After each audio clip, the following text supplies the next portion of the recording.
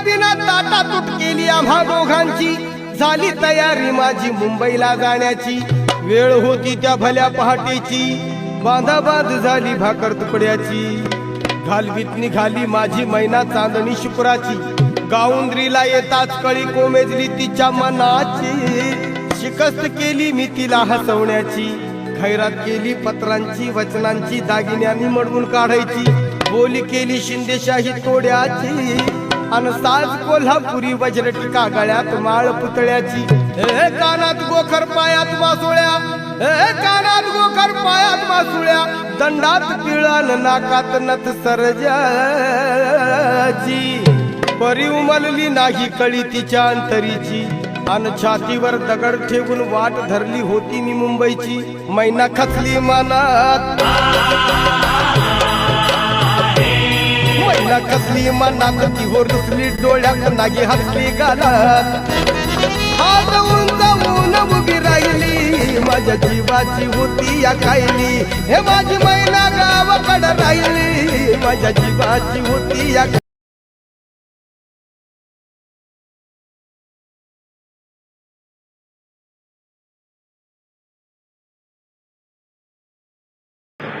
रूपा आले ग आई.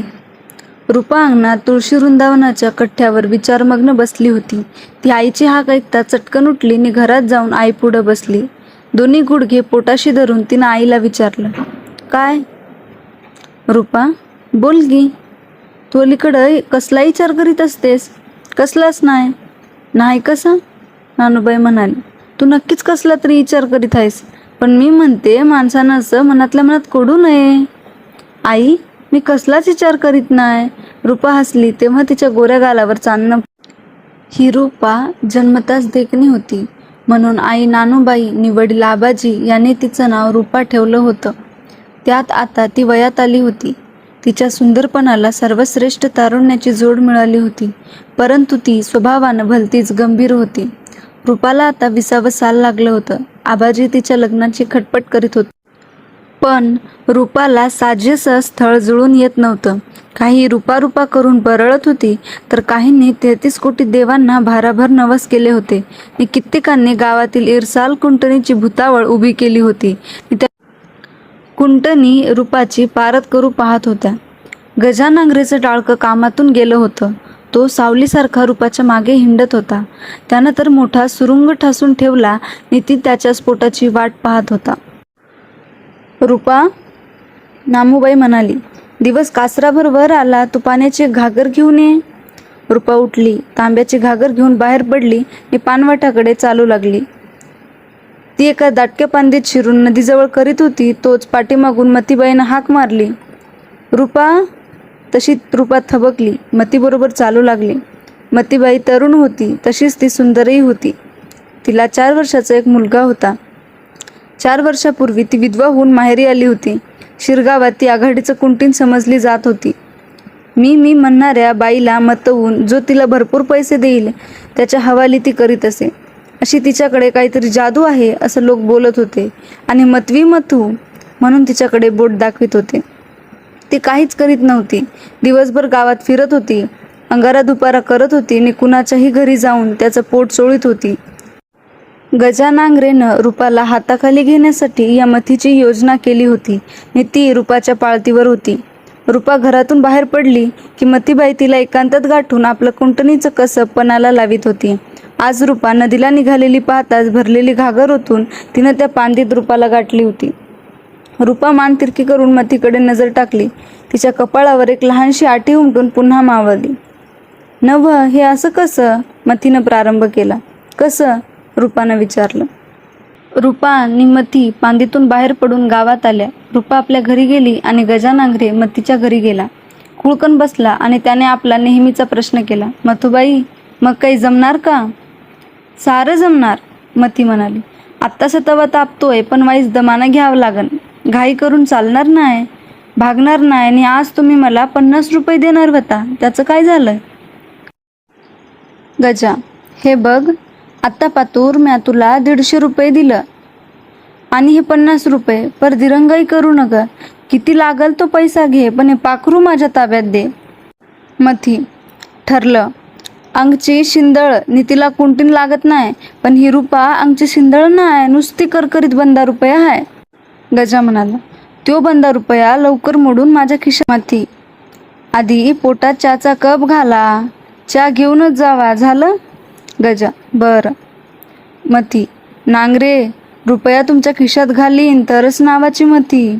गजा, बस बस एवढंच कर, तू पैशाची काळजी करू न ग, मी पैसा कुरानं पेरीन, मात्र भानगड झालीच पाहिजे.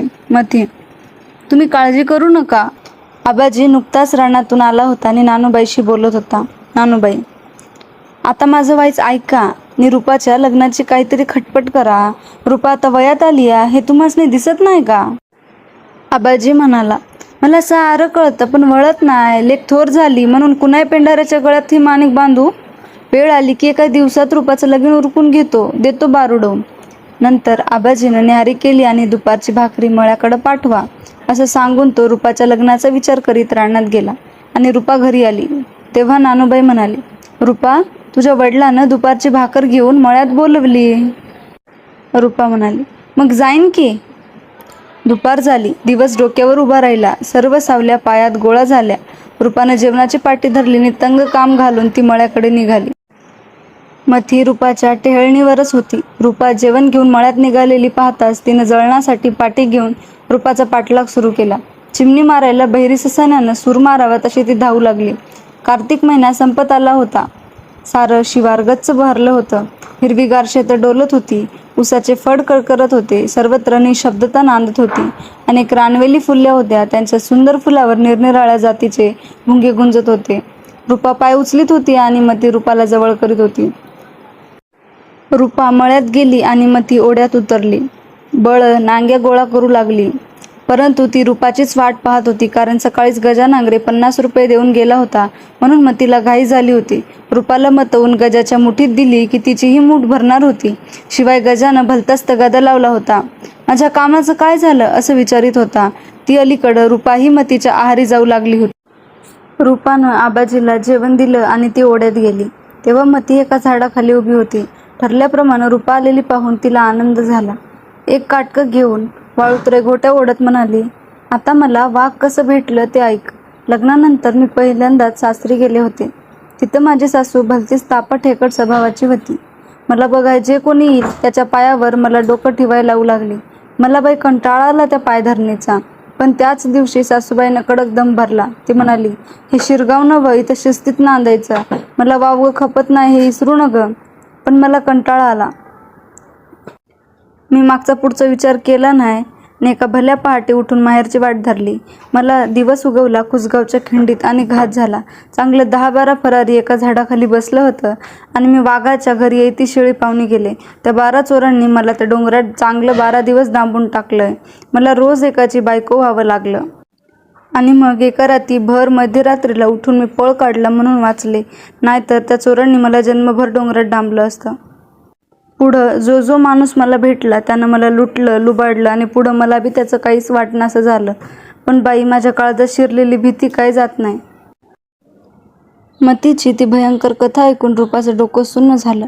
तिनं अंगावर काटा शिवारल्यासारखं केलं. नंतर रुपा गावाकडे जात होती आणि मतीचा विचार करत होती आणि स्वतःला म्हणत होती, जर या मतीच्या जागी मी असते तर मी काय केलं असतं? मलाही मतीप्रमाणेच जगावं लागलं असतं. गरीब बिचारी. रुपाला दिनकरचा स्वभाव आवडत होता, कारण तो उथळ नव्हता आणि काटेकोर वागत होता. ती त्याला पाहून गालात हसून पुढं जात होती. कधीतरी एखादा शब्द बोलत होती, परंतु अलीकडं तो रुपाला पाहताच मान फिरवित होता. नी हा असा एकाएकी का वागत आहे याचा विचार करीत होती. आणि सकाळी पानवट्यावर पान देत तो पुढून आला तेव्हा त्याच्या कपाळावर आठी उमटली. रुपा दिनकरकडे तीक्ष्ण नजरेनं पाहत होती. तेव्हा दिनकर म्हणाला, काय हुकूम आहे सरकार? रुपा, हुकूम काय नाही. मग? रुपा, अलीकडे बोलत का नाहीस? आणि काय? रुपा, आणि सकाळी पानवट्याच्या पांदीत मला बघून कपाळावर आठी का घातलीस?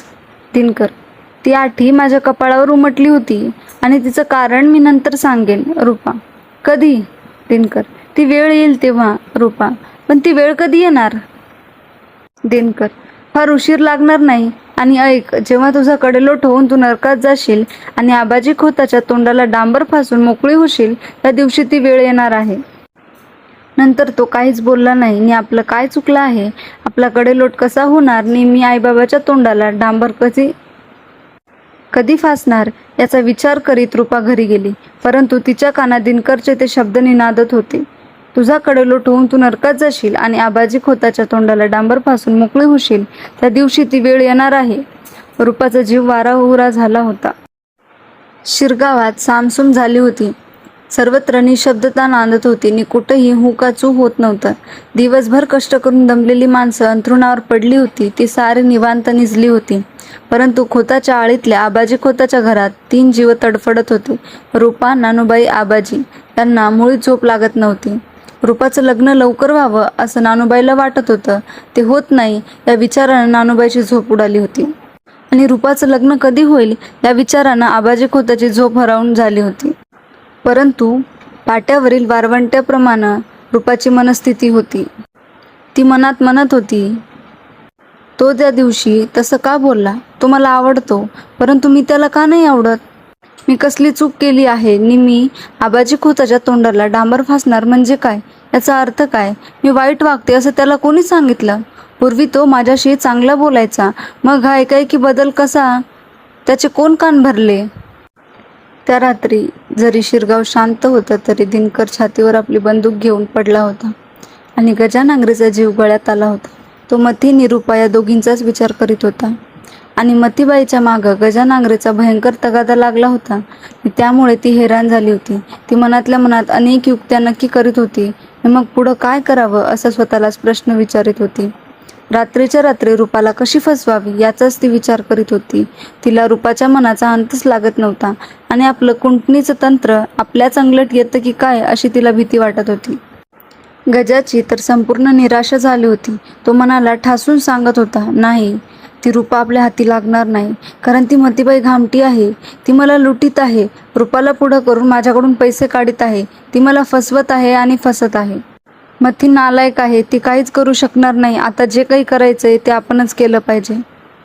हे एक आश्चर्य आहे, या रूपासारख्या एका देखण्या पोरीनं मला नकार द्यावा याचा अर्थ काय? आणि मती म्हणते रूपा बंदा रुपया आहे, तो मी सुटा करून तुमच्या खिशात घालीन तरच नावाची मती होईल. हे सपशेल खोटं आहे. रूपा नावाचा सुरती रुपया आहे आणि त्याची चिल्लर करायची कुवत या मतीत नाही, मुळीच नाही. परंतु आता एकच मार्ग आहे आणि तो म्हणजे आपणच स्वतःच रूपाला कुठंतरी गाठावी. तसं पाहिलं तर रूपा एकटीच हिंडत असते. जर आपण संधी साधली आणि तिला उचलली तर काय होईल?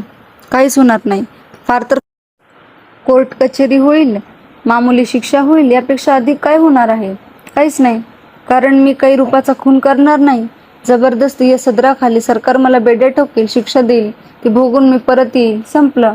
परंतु रूपा जन्मातून उठेल, तिला कोर्टात उभं राहावं लागेल, वकील विचारील, त्या प्रश्नांची उत्तरं द्यावी लागतील. मग तो खटला या खोऱ्यात भलताच गाजेल. मग रूपा देखणी आहे हा तिचा लौकिक मातीमोल होईल. एक उष्टी पत्रावाळी या दृष्टीनं लोक तिच्याकडे पाहतील. आणि मला काय? मी तर नर्वसचे आहे. आणि जर गाव बिथरलाच, भलकुबल वाढली तर माझी बी कुऱ्हाड तयार आहे. मग मी डोळे झाकून या गावात मुडदं पाडून यांची रास लावीन आणि मग हसत हसत फासावर जाईन. त्यानं आबाजी खोताच्या घराकडे नजर टाकली आणि मग त्याचा आत्मा सपासपा करू लागला आणि त्याचं मन पेटारात कोंडलेल्या अस्सल नागाप्रमाणे फडा करून उठलं आणि म्हणालं, नाही, मी शेवटी रूपावर जबरीच करणार, निमतीची एक तंगडी तोडणार. दिनकर छातीवर भरलेली बंदूक घेऊन झोपेत गुरमळला होता. त्याचं हृदय विदीर्ण झालं होतं, पण त्याचं मन त्याच्याशी बोलत होतं. गजा, गजा, तू माझा घात केला आहेस. रूपा मिळावी म्हणून तू मतीला पैसे चारित आहेस, पण माझा 2.5 रुपयाचे काढतोस. तुझा कार्यभार पार पाडू देणार नाही. मी मी मी तुला गोळी घालीन, मी तुला गोळी घालीन, गोळी घालीन. या विचारानं दिनकरची झोप उडाली होती. रात्र आपल्या मार्गानं निघाली होती. ती कुणाचाच विचार करीत नव्हती. तिला प्रकाशात विलीन व्हायची घाई झाली होती. रूपा तुळशीच्या कट्ट्यावर बसली होती. मतीबाई उद्या गडाला काय उत्तर द्यायचं याचा विचार करीत होती. आबाजी खोत अंधारात उठून बसला होता. माझ्या रूपाचं लग्न का होत नाही, ते कधी होणार? रूपानं लवकर बहुल्यावर चढावं, तिच्या डोकी तांदूळ पडावं आणि तिनं आपल्या सासरी हसत जावं या विचारानं त्याच्या डोक्यात कावहूर उठलं होतं. दिनकर आणि गजा नांगरे हे दोघे अगदी जीवाभावाचे मित्र होते. तसंच घरादारानं आणि बळानंही गावात त्यांना जोड नव्हती आणि त्या दोघांच्या मैत्रीत कधीच खंड आला नव्हता. आबाजी खोताच्या रूपावर दिनकरची प्रीत असून रूपाही दिनकरवर मनापासून प्रेम करीत आहे हे गजा नांगरेला माहीत होतं. परंतु मध्येच त्याला दुर्बुद्धी सुचली आणि तो रूपासाठी वेडावला. रूपा त्याला हवी हवीशी वाटू लागली आणि ती मिळावी म्हणून त्यानं मतीबाईची नेमणूक केली. आणि ती गोष्ट जेव्हा दिनकरला समजली तेव्हापासून तो मनात जळफळत होता. हा गजा नांगरे एक दगलबाज आहे आणि त्याला या दगलबाजीचं प्रायश्चित्त मिळालंच पाहिजे. सकाळ झाली. शिरगावचा गावगाडा आपल्या चाकोरीतून चालू लागला. वातावरण बोलकं झालं. पोरं अंगणात आली. कोंबडे बाग देऊ लागले आणि रात्रभर जागत बसलेला गजा उठला. त्यानं आपली कुऱ्हाड घेतली आणि तो सरळ मतीबाईकडे गेला. त्यांना पाहून मती चमकलीने म्हणाली, या नांगरे. गजा, या कशाला? आता मला या चाळवाने ऐकायचा कंटाळा आलाय. हे काम तू करणार का नाही ते सांग. मती, असं धीर सोडू नका. तुमचं काम मी फत्ते करीन. त्याची काळजी करू नका. वाईच बसा, मी साखरे घेऊन येते. असं म्हणून मतीनं पळ काढलं आणि गजानं तिच्या घरात ठाण मांडलं. आता हे असं बचकत पाणी धरून बसायचं नाही, हा एकच विचार तो करीत होता. दिनकर पेठेत आला होता. तो गजा, मती, रूपा यांची हालचाल पाहत होता. मती सरळ खोताच्या आळीत गेली. रूपा मतीला पाहून हसली. रूपा, मथुबाई, एक गोष्ट बोलू का? मती, बोल की. माणसानं मनातलं गुपित बोलावं म्हणजे बरं असतं. रूपा, अव बाई, मला बी आता भलती सलती स्वप्न पडू लागल्या ती. मथी, अगं मग दोडा सांग तरी मला. रूपा, राती माझ्या सपनात दिनकर आला. मती, आणि पुढं काय झालं ते सांग की. रूपा, जा बाई, मला लाज वाटतीया. मती, कळलं, पुढं बोल.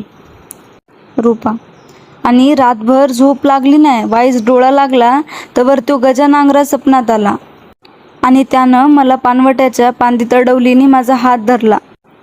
नंतर मतीने लगेच घराकडे पळ काढला. ती घरी गेली. चूल पेटवली. चहाचं पाणी चुलीवर ठेवून गजाला म्हणाली, आता वाईच कळ काढा. तुमचं काम हातातोंडाला आलंय. रात्री तुम्ही रूपाच्या सपनात जाऊन काहीतरी भानगड केलीत असं ती आता मला सांगत होती. गजा, मी मरूनच जाईन पण या पोरीची पाठ सोडणार नाही. या कामात माझं डोसकं गेलं तरी मला त्याची पर्वा नाही. असं म्हणून गजा तिथून निघून गेला आणि रस्त्यामध्ये दिनकर त्याला भेटला. दिनकरने गजाला अडवलं. गजा, का? दिनकर, कुठे गेला होतास? गजा, मतीच्या घरी. दिनकर, कशाला? कशाला म्हणजे? म्या कुठं जाऊ नये हे सांगणारा तू कोण? दिनकर, मी कोण? तुझ्या प्रश्नाचं उत्तर तुला बंदुकीनं मिळेल. तू कुठेही जा, काहीही कर, पण लोकांची घरं जाळू नकोस. गजा, म्या कुणाची घरं जाळली? दिनकर, मला सारं ठाऊक आहे, परंतु हे लक्षात ठेव की चोरटं मांजर डोळे झाकून दूध पितं, कारण त्याला वाटतं की आपल्याला कोणीही पाहणार नाही, पण पाहणारा पाहत असतो आणि त्याचं दांडकं जेव्हा त्या मांजराच्या पाठीत बसतं तेव्हा त्याला कळतं. तसं तू वागू नकोस आणि पेकाटात दांडकं बसायची वाट पाहू नकोस. पुढं गजा काहीच बोलला नाही. तो तसाच पुढं गेला आणि या गजाला कुठं गोळी घालावी याचा विचार करीत दिनकर चावडीत जाऊन बसला. तो मनात म्हणत होता, आता एकाचा खून आणि एकाला फाशी एवढंच होणार आहे. दिवस उगवून मावळत होते. दिनकर आणि गजा नांगरा यांच्यातील वैराची आग सारखी धुमसत होती आणि तिचा कधी भडका उडेल याचा नेम राहिला नव्हता आणि तो दिवस जवळ येत होता. गजानं आपली तयारी केली होती. तो जीवावर उदार झाला होता आणि दिनकर आपली भरलेली बंदूक घेऊन गजाची प्रत्येक हालचाल पाहत होता. पण हा गजा मतीकडं कशासाठी जातो?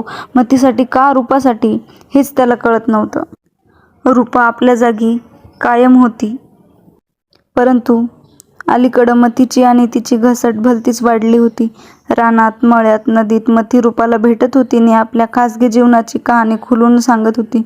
रूपाच्या काळजाला हात घालीत होती आणि तिच्या तरुण मनाला चेतवीत पेटवीत होती. रूपा ही नकळत मतीच्या मोळीत गेली होती. ती मतीचा एकही शब्द मोडीत नव्हती. ती सांगेल ते ऐकत होती. नानूबाई दुपारचा स्वयंपाक उरकीत होती आणि पेठेत गेलेल्या रूपाची वाट पाहत होती. तेवढ्यात रूपा आली. नानूबाई कडाडली, रूपा. रूपा, काय? नानूबाई, पेठेत जाऊन मीठ आणायला गेलेली तुला इतका उशीर का झाला? रूपा, मला कधी उशीर झाला? आणि मी काय पेठेत खेळत बसले होते? रूपानं उलट विचारलं. नानूबाई, आता वर खोटं बोलू न ग. रूपा, मी खोटं बोलते? नानूबाई, हो. रूपा, कसं सांग बघू? नानूबाई, तू त्या मतीसंग बोलत होतीस का नाही, खरं बोल. रूपा, मी मुळीच खोटं बोलत नाही, ती मला वाटत भेटली. नानूबाई, मग आता पुढे ऐक. अलीकडं तू त्या दुष्टीच्या मुठीत गेलीयास. तुला ठाव हाय का नाही की मतवी मथी म्हणून या गावात तिचा आगाजा झालाय. वाटेल त्या गड्याला आणि वाटेल त्या बाईला भुरळ घालायचं कसब तिला चांगलं येतं. आणि अशा त्या मथीची तू मैत्रीण झालीयास. तुला लाज कशी वाटत नाही? गर्तीच्या लेकीनं गर्तीसारखंच वागावं आणि तू बी गर्तीची लेख आहेस ही विसरू न ग.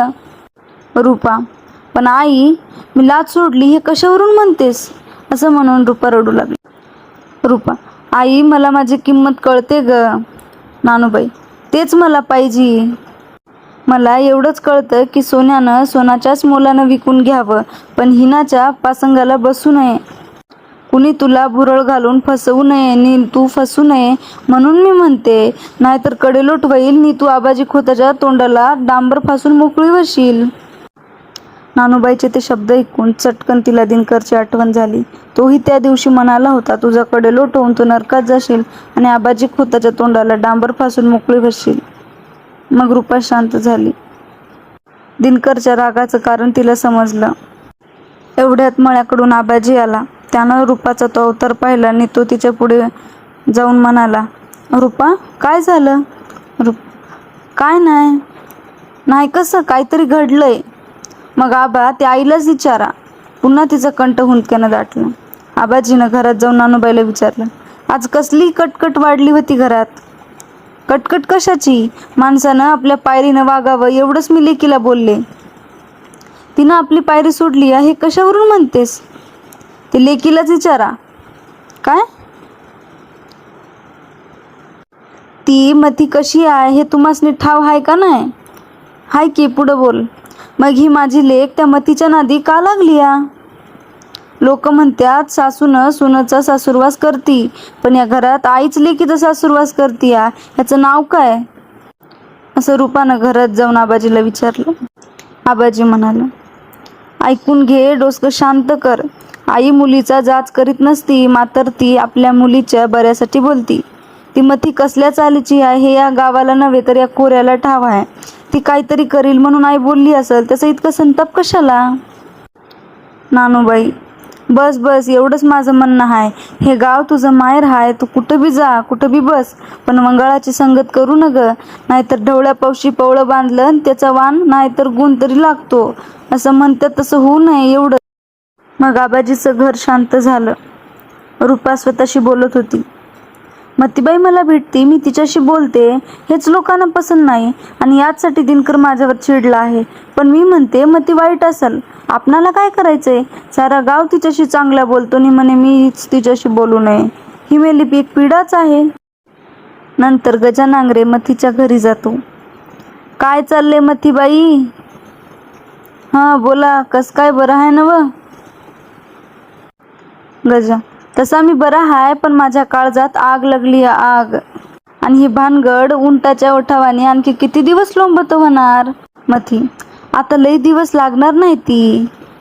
आता रूपा माझ्या ताब्यात आली आहे, माझा एक बी सबूत मोडीत नाही. आता लवकर मी तुमच्या नावानं खडा टाकणार आहे. हे ऐकून गजाला बरं वाटलं.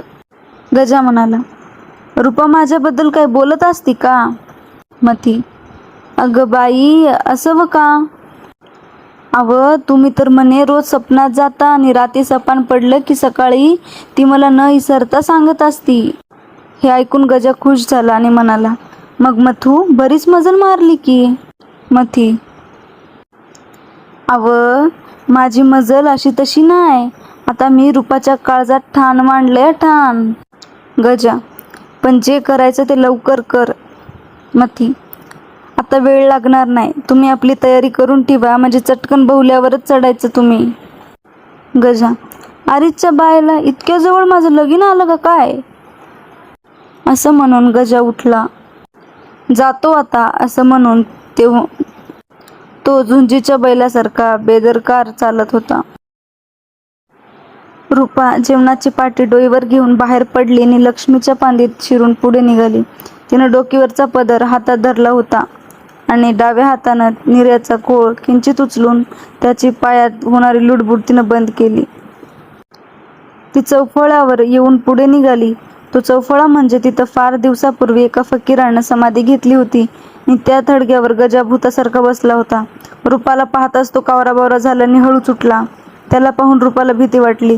तिनं वळून पाहिलं तेव्हा मथी डोकीवर रिकामी पाटी घेऊन येत होती. तेव्हा रूपाला बरं वाटलं. पुन्हा तिनं वेग वाढवला. रूपा एक चढण चढून वर गेली तेव्हा समोरून दिनकर आला. त्याला पाहून ती चपापलीने तोंडाला पदर लावून हसत उभी राहिली. काय सरकार, बरं आहे का? रूपानं विचारलं. अगदी खुशाल आहे, दगडासारखं. माणसानं दगडासारखं वागू नये आणि दुसऱ्याच्या डोक्यात दगड घालू नये, दिनकर म्हणाला. मला काहीच समजलं नाही. रूपा, तुम्हाला काहीच समजणार नाही, कारण दगडाला काय समजणार? दगड तो दगडच, दिनकर म्हणाला. परंतु रूपा, तुला म्हणायचं तरी काय? रूपा, मला सांगायचंय की तुम्ही मला वाईट का समजता आणि माझा तिरस्कार का करता? मी रूपा आहे म्हटलं, रूपा. दिनकर, तुझा काहीतरी गैरसमज झाला आहे. कुठं निघालीस? रूपा, मळ्यात भाकरी घेऊन. आणि तुमची स्वारी गावात? भाकरी वाट पाहत असेल म्हणून. मग लवकर लगीन नाही का करायचं? दिनकर, मग काय झालं असतं? रूपा, मग जेवणाची पाटी चालत आली असती. दिनकर, पण लग्न एकट्याचं होत नसतं, त्यासाठी चांगली नवरी मिळावी लागते. रूपा, चांगली म्हणजे? दिनकर, चांगली म्हणजे देखणी, गुणी, शहाणी म्हणजे. रूपा, तुम्हाला नवरी कोणासारखी हवी? दिनकर, ती जर तुझ्यासारखी मिळाली तर मला आनंद होईल, पण ती तुझ्यासारखी भांडखोर नसावी. रूपा गालात हसली. मी भांडखोर आहे? दिनकर, कोण म्हणतं तू भांडखोर आहेस? मी आपलं सांगितलं ग. तोच मग ती पाठलाग करीत आली. ती जळणाचं निमित्त काढून रूपाच्या मागोमाग निघाली होती. तिला पाहताच दिनकर म्हणाला, जा आता, ती बघ तुझी मावशी आली, पळ. रूपा, येऊ द्या, गावात जाऊन लवकर परत या. मी भाकरी देऊन लगेच परत येते, मळ्यातच थांबा, मला तुमच्याशी बोलायचंय. असं म्हणून दिनकर पुढे गावाकडे चालू लागला आणि रूपा आपल्या मळ्याकडे निघाली.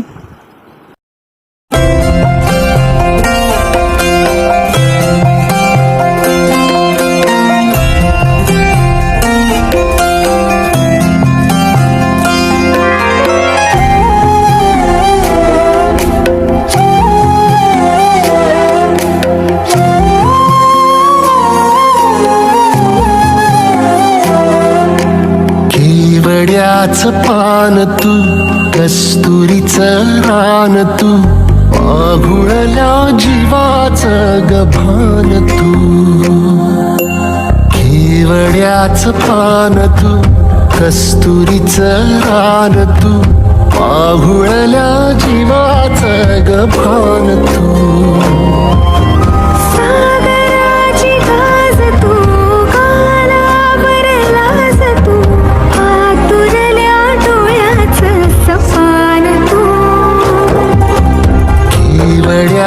पान तू, कस्तुरीचं रान तू, आघुळल्या जीवाचं गभान तू.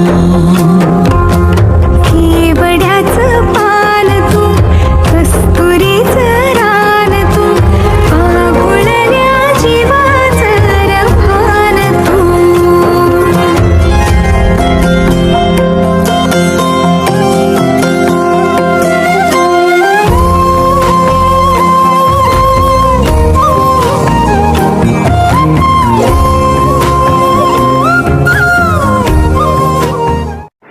नंतर रूपा आणि मथी सोबत जात होत्या.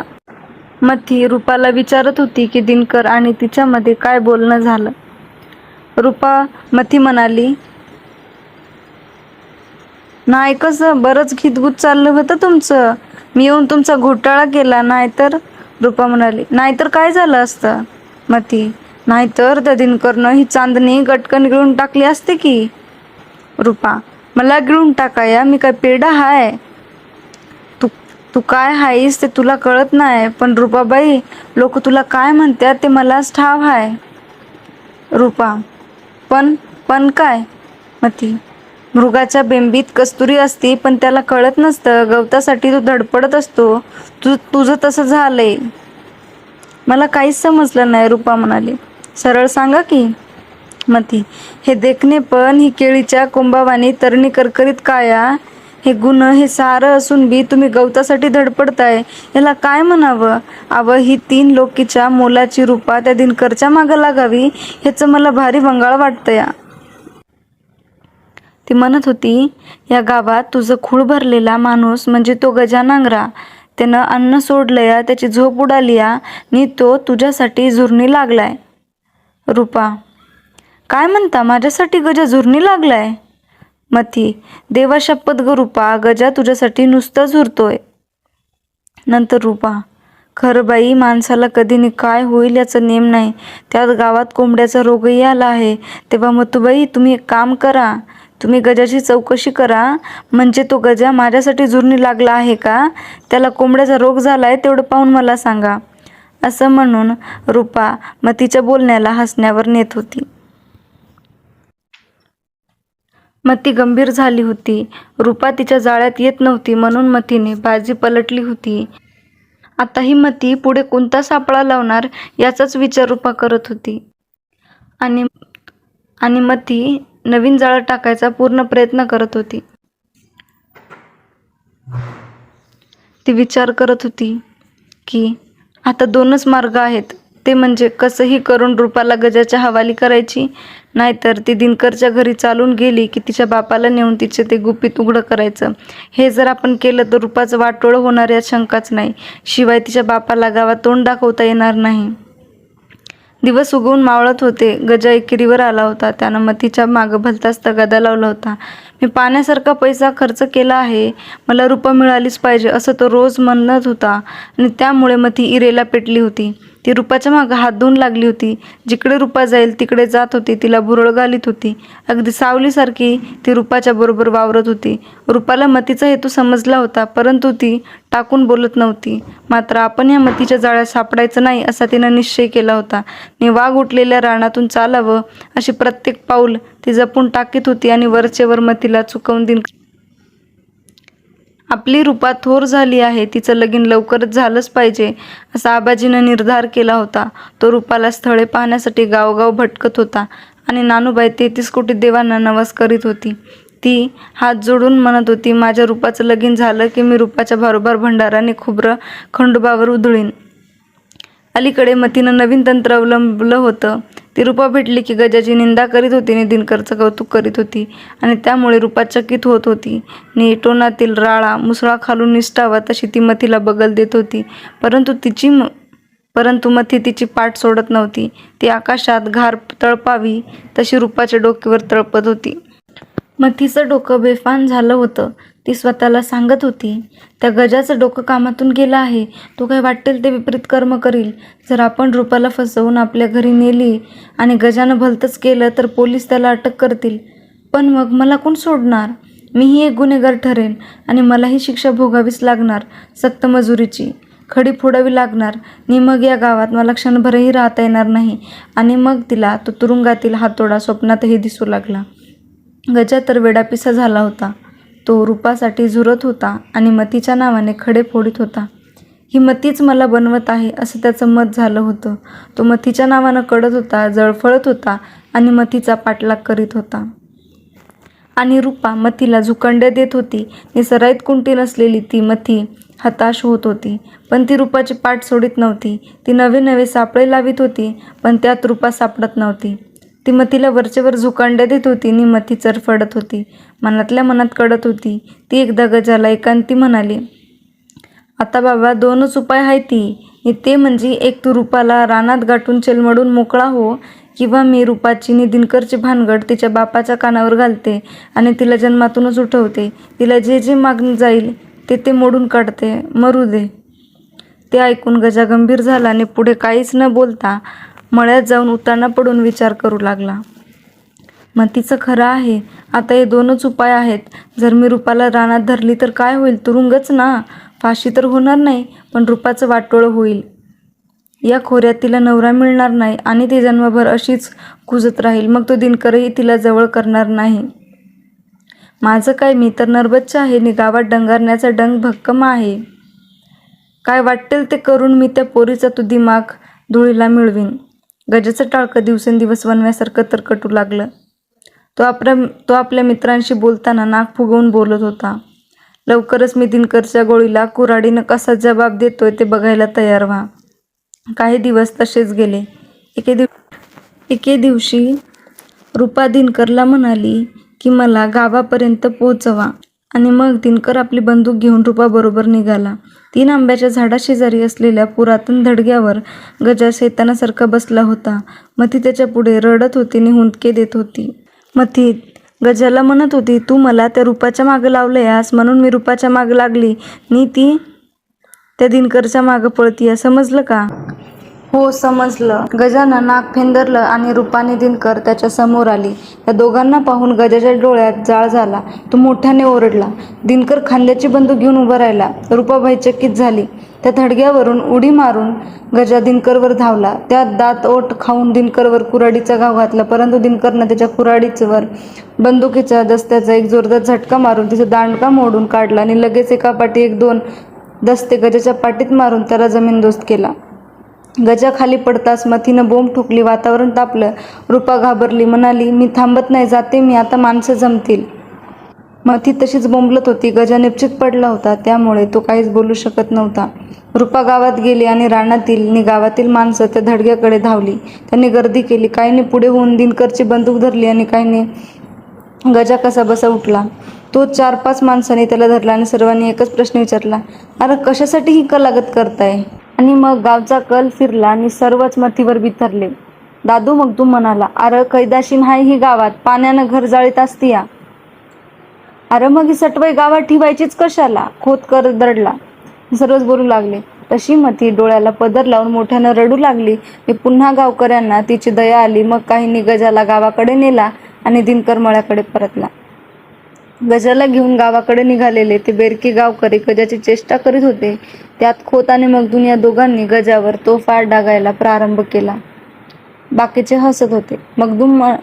मगदुमानं गजाला विचारले, ए गजा, अरे तू रेड्यावानी गडी ये, एका दणक्यात भुईसपाट कसा झालास? आणि सर्वच एकदम हसायला लागले. गजा म्हणाला, ऐन वक्ताला माझ्या कुऱ्हाडीचा दांडा मोडला, नाहीतर तुझं भुसकाटच पडला असतं, म्हणजे मेला असतास, असं म्हणून खोत हसत होते आणि गजाला समजावून सांगत होते, अरे ते खरं हाय, पर तू चांगल्याचं लेकरू असून ही भाराभर दाढी वाढवून असं टकुरं फिरल्यागत कशापाई करतोयास?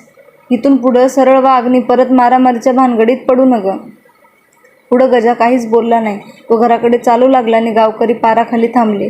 तेव्हा गजाकडे पाहत खोत म्हणाला, चायला हे कार्ट राजा इंद्राच्या गोष्टी करतंय, मन मरान 2दा येत नस. कडूसं पडलं होतं, तोंड ओळख मोडली. घरोघरी दिवे लागले होते. गावात शांतता पसरली होती. परंतु दिनकरनी गजा यांच्या हाणामारीमुळे वातावरण तंग झालं होतं. रामराव नलावडा भडकला होता. तो चौफाळ्यावर रामराव दिनकरला प्रश्नावर प्रश्न विचारत होते आणि आज झालेल्या कलागतीचं कारण काय हे त्यांना विचारत होते आणि दिनकर ते कारण सांगत होता. दिनकर म्हणाला, मी रुपाबरोबर निघालो आणि खरोखर गजा त्या धडग्यावर रुपाची वाट पाहत होता. मथी त्याच्या पुढे बसून रडत होती. मला पाहताच गजा एकदम खवळला आणि कुऱ्हाड घेऊन धावत आला आणि मी त्याला लोळवल्यावर मथीनं बोंब ठोकून गाव गोळा केला. बस एवढंच झालं. रामराव विचारात पडला, ही भानगड काय आहे? त्या मथीनं आमच्या मळ्यात येऊन रुपाची चौकशी करणं आणि त्या गजानं त्यावेळी थडग्यावर बसणं आणि मथीनं त्याच्या पुढे रडत बसणं, हे सारं आहे तरी काय? मला काहीच कळत नाही. दिनकर म्हणाला, रुपा एकटी गाठावी असा त्याचा विचार आहे. आज माझ्यामुळे त्याची शिकार साधली नाही म्हणून तो तसा भडकलाय. शिवाय रुपा आपली आहे, तिनं कुणाशीही बोलू नये असं त्याचं मत आहे. मग रामराव म्हणाले, मग तू जे केलंस ते ठीक केलंस, शाब्बास. नंतर दिनकर जेवून सोप्यावर बसला होता. नलावड्या आळीची माणसं येऊन मारामारीचं कारण विचारून जात होती आणि नलावड्यांची तरणी पोरं सोप्यात दिनकरशी बोलत बसत होती. परंतु डंगरण्यांची आळी स्वस्त नव्हती. नुसता भडकाच उडाला होता. एकूण एक डंगरना संतापला होता. गजाला मारणं आणि तेही बंदुकीच्या दस्त्यानं मारणं हा त्यांना आपला अपमान वाटत होता आणि प्रत्येक माणूस उंबरे तुंबरीवर येऊन हाणामारीची भाषा बोलत होता. धोंडीबा डंगरण्याच्या विचाराला दुसरा फाटा फुटला. बाहेर सर्व डंगरणे तर्कावितर झाले होते. त्यांनी डोकीला टापरी बांधल्या होत्या. जो तो आपली कुऱ्हाड ठोकून ओरडत होता. ज्योतिबाच्या नावानं चांग भलं. डंगरण्यांची आळी हादरत होती. गलका वाढला होता. कोण ओरडत होता, अरे बाहेर निघा, तर कोण म्हणत होता, काठ्या घेऊ नका. अरे कुऱ्हाडी घ्या कुऱ्हाडी. आणि डंगारण्यांनी लढाईची तयारी केली आहे अशी बातमी कळताच डंगारण्यांचा तो आरडाओरडा ऐकून सर्व नलावडे एकवटले होते. त्यांनी आपली तयारी केली होती आणि आज त्या आक्रमक डंगारण्यांना भरपूर धोपटून काढायचं असा त्यांनी निर्धार केला होता. दिनकर बंदूक घेऊन काडतुसांची माळ घालून नलावड्यांच्या गर्दीत उभा होता. त्यांना हवेत एक बार काढून आम्हीही तयार आहोत असं जाहीर केलं. त्यावेळी रूपा अंगणात उभी होती. ती तो भयानक गलका ऐकत होती. तिचा जीव वाराउरा झाला होता. ती मनात म्हणत होती, आज या मारामारीत कित्येक जणांचे कुणाकुणाचे मुर्दे पडणार आहेत कोण जाणे. आणि ही भयंकर खानाखुनी माझ्यामुळेच होत आहे. हे बरं नाही. हा सर्व रक्तपात माझ्यासाठी होणार आहे. या रक्तपाताचं मूळ कारण मी आहे. आणि जर उद्या समजलं की या सर्व प्रकाराला रूपाच कारणीभूत आहे तर माझी भयानक बदनामी होईल. पण आज या दंगलीत दिनकरला एखादी गोळी लागली तर त्याचं काही भलतंसलतं झालं तर माझं जीवन मलाच असह्य होईल. इतक्या दिनकरनं हवेत 2 गोळ्या झाडून डंगारण्यांना लवकर या असा इशारा दिला. तशी रूपा चमकली. कावरीबावरी होऊन समोर पाहत ओटात पुटपुटली. झालं वाटतं लढाईला आरंभ. डंगारण्यांच्या बंदुकांचे धडाधड बार कडाडले नि त्यांना डंगारण्यांच्या बंदुकांचे धडाधड बार कडाडले नि त्यांचा आवाज त्या रात्रीची चिरफाड करीत दूर गेला. नंतर धोंडीबा डंगारना रामराव नलावड्यासोबत समझोता करण्यासाठी आणि आज घडलेल्या कलागतीचं कारण विचारण्यासाठी नलावड्याच्या घरी गेला होता. आणि त्या दिवशी घडलेल्या प्रकाराचं कारण विचारून आणि समझोता करून धोंडीबा डंगारना वापस आपल्या घरी येत होता. धोंडीबा जेव्हा परत आला त्यावेळी गावात सामसूम झाली होती. कुठेही हुकचू होत नव्हतं. एका डंगारण्याने विचारलं, आबा काय घडलं? जे घडायचं ते घडलं, त्याने उत्तर दिलं. धोंडीबा म्हणाला, आता आपल्या घरात जावा आणि हत्यार ठेवून मी जा. त्यावर कोणी काहीच बोललं नाही. सर्व डंगारणे आपापल्या घरी गेले आणि तिकडे नलावडेही घरोघर पांगले. त्या गावात पूर्ण शांतता प्रस्थापित झाली. सकाळ झाली. गावाचा गावगाडा चालू लागला. पानवट्याला बायांनी गर्दी केली. पेठेत दुकानं कधीच उघडली होती. रूपा पेठेत आली होती. ती साखर चहा घेत होती. पण रात्रीचा रक्तपात टळला कसा हे आपल्याला कळावं असं तिला वाटत होतं. ती कान लावून ऐकत होती. परंतु रात्री काय झालं असतं नि किती मुर्दे पडले असते एवढंच तिला ऐकू येत होतं. पण ती लढाई एकाएकी कशी झाली याबद्दल कोणीच काहीच बोलत नव्हतं.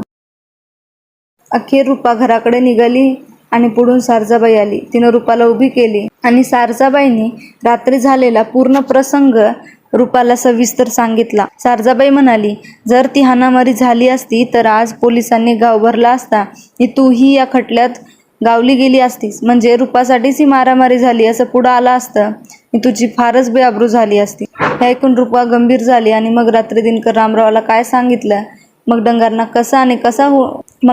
कसा आला आणि शांत होऊन कसा परतला ही सर्व कथा सारजाबाईनं रूपाला सांगितली. नंतर सारजाबाईंनी रूपाला न्याहाळीत घरी येण्याचा आग्रह केला. रूपाला नकार देणं कठीण झालं. ती सारजाबाई बरोबर दिनकरच्या घरी गेली. तेव्हा दिनकर घरी नव्हता. तो कुठेतरी बाहेर गेला होता. रूपानं प्रथम त्याची चाहूल घेतली, पण तो घरात नाही हे लक्षात येताच तिची निराशा झाली. परंतु ती मूळचीच हसरी असल्याने सारजाबाईशी हसूनच बोलत होती आणि सारजाबाईला बरं वाटत होतं. तिनं रूपाला पुष्कळ वेळा पाहिलं होतं, परंतु दुरून. आणि आज रूपाला एका पाटावर समोर बसवून पाहत होती. तिला रूपा फारच आवडली होती. नंतर चहा घेऊन रूपानं सारजाबाईचा हसत निरोप घेतला आणि ती घराकडे निघाली. दिनकर आणि गजाच्या मारामारीचा दिवस गेला होता आणि होणाऱ्या रणधुमाळीची ती रात्रही गेली होती. परंतु दिनकर गजा यांच्यातील वैर कायम होतं. त्या दिवशीच त्या वैराचा निखारा पुरला होता. तो नुसता धुमसत होता. त्याचा कधी कसा भडका होईल याचा नेम नव्हता. तो मारामारीचा दिवस डंगारणे आणि नलावडे विसरले होते, परंतु दिनकरनी गजा यांना त्याचा विसर पडला नव्हता. ते दोघे वाघांनी परस्परांवर गुरगुरावं तद्भत समोरासमोर येताच त्यांचे बाहूस पुरत होते. दिनकरनी गजा यांच्या त्या 2 बंदुका पाहून लोकांची खात्री झाली होती की लवकरच गावात पुन्हा आग लागणार नाही. कारणाशिवाय नलावडेने डंगारणे कुठून मरणार. चावडीत गर्दी झाली होती. दांडाला तंबाखू दाबून कुलकर्णी शेतसारा घेऊन पावती देत होता. वरचेवर 2 बोटांची कातर तोंडाला लावून पिचकारी मारित होता, पण तो काहीच बोलत नव्हता. थोड्या वेळानं धोंडीबा डंगारना चावडीत आला. तेव्हा एका खांबाला पाठ टेकून बसलेला मगदून हळूच म्हणाला, डंगारना, एक गोष्ट बोलू का?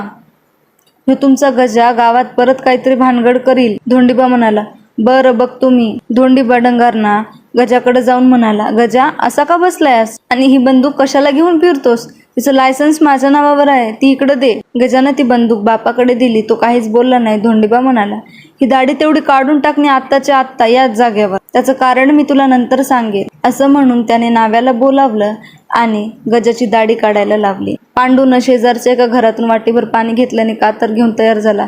गजा ते सर्व काही गुमान पाहत होता. तोच पांडूनं प्रथम कात्रीनं ते गजाची दाढी कुरणागत कापून काढली आणि मग कातर ठेवून दाढीला पाणी लावून वस्तारा काढला. हा म्हणता त्याची दाढी साफ करून तो मोकळा झाला आणि धोपटी घेऊन उभा झाला आणि म्हणाला, पुढं बोला, दुसरं काय? नंतर धोंडीबा म्हणाला, काय नाही, आज तू गजाला माणसात आणलास, पळ घराकडे. नंतर गजा गुमान चावडीत गेला. तेव्हा चावडीत बसलेली मंडळी आश्चर्यचकित झाली. तर काहींनी तर्क केला की अरे शुभ जळालं तरी त्याचं पीळ जळत नाही, ह्यो काय करील याचा नेम नाही, दाढीनी बंदूक गेली म्हणून काय झालं, पाडील वळणं इंद्रिय सकळा हे खोटं नाही. आणि दाढी गमावून पुन्हा कुऱ्हाड घेऊन गजा तसाच फिरत होता. आता तर तो सर्व गावावरच नव्हे तर खुद्द धोंडी डंगारण्यावरही कडत होता. आणि त्याच दिवशी रुपाने दिनकर यांची भेट झाली. तो कार्तिक महिन्यातील दुसरा सोमवार होता. दर सोमवारी कोणीही बैलाच्या मानेवर शिवळ ठेवायची नाही असा त्या गावात एक दंडक पूर्ण चालत होता आणि गावकरी तो रिवाज काटेकोरपणे पाळीत होते. त्यामुळे शिवारातील सर्व कामं बंद होती आणि बैल आराम करीत होते.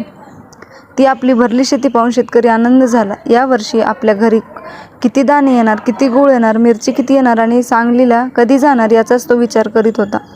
दुसरी गोष्ट, तुळशीवर तांदूळ पडल्यामुळे माणसांच्या लग्नाचा मार्ग मोकळा झाला. काही लोक आपल्या मुलामुलींची लग्न जुळवीत होते. ते खडा टाकून पाहण्याचा अंत घेऊन बार भरीत होते. रूपा प्रत्येक पाऊल जपून टाकत होती आणि त्या नव्या धोक्याची वाट पाहत होती.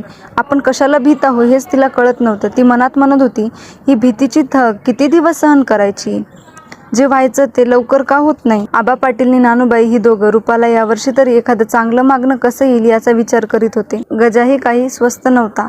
आता आपणही काहीतरी करायला हवं असं त्याला वाटत होतं. त्याचा आत्मा आतल्या आत धुमसत होता. एका सकाळी रामराव न्याहारी करून सोप्यात निवांत बसला होता. तेव्हा चौकटीत जाऊन सारजाबाईचं बोलणं काढलं. ती रामराव नलावड्याला रूपाबद्दल सांगत होती आणि रूपाला आपल्या घरचे सून बनवून घ्यायचं असं ती त्यांना म्हणत होती. तिला जिकडं पाहावं तिकडं ती देखणी रूपास दिसू लागली.